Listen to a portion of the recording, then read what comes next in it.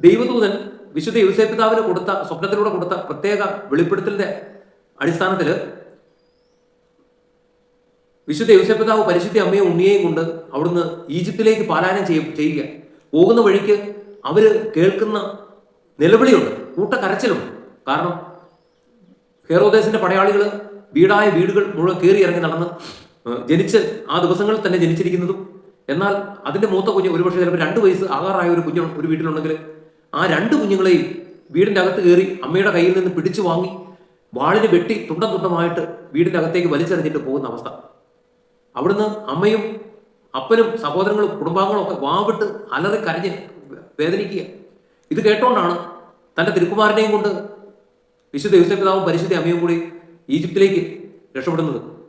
പരിശുദ്ധ അമ്മയുടെ ഹൃദയം വേദന കൊണ്ട് വിങ്ങുന്നുണ്ട്. കാരണം ഇത് ഏതൊരു ശപിക്കപ്പെട്ട കുഞ്ഞിന്റെ പേരിലാണോ ഞങ്ങൾ ഇന്ന് ഈ വേദന അനുഭവിക്കേണ്ടി വരുന്നതെന്ന് പറഞ്ഞാണ് അവർ നിലവിളിക്കുന്നത്, അവർ കരയുന്നത്. തന്റെ കുഞ്ഞിന്റെ പേരിൽ ആ ദേശത്തുള്ള ആ നാടുകളിൽ ആ 2 വർഷത്തിനുള്ളായിട്ട് ജനിച്ച എല്ലാ ആൺകുട്ടികളും വധിക്കപ്പെടുന്നു. ഇതിൽ പരം എന്ത് സഹനമാണ് ഒരു പെറ്റ അമ്മയ്ക്ക് അനുഭവിക്കേണ്ടി വരുന്നത്? എല്ലാവരും ശാപവാക്കുകൾ ഉച്ചരിക്കുന്നു, ശപിക്കുന്നു, തന്റെ പുത്രനെ, തന്റെ കുഞ്ഞിനെ ശപിക്കുന്ന ഒരവസ്ഥ. പ്രിയപ്പെട്ടവരെ, ജീവിതത്തിലെ സഹനങ്ങളെ സ്വീകരിക്കാൻ പറ്റാത്ത ഏതെങ്കിലും ഒരു സ്ത്രീയെ